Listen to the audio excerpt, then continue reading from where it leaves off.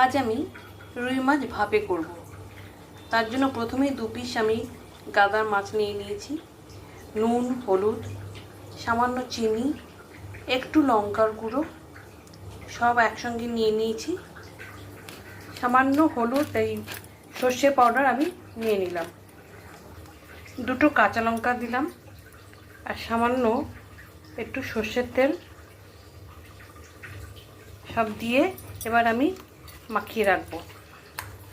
সব কিছু দিয়ে আমি মাখিয়ে রাখলাম মাছটাকে।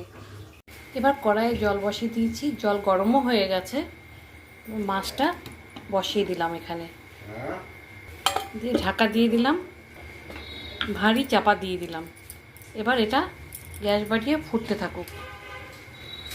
এবার গ্যাসটা একটু কমিয়ে দিলাম, চাপাটা একটু সরিয়ে নিচ্ছি।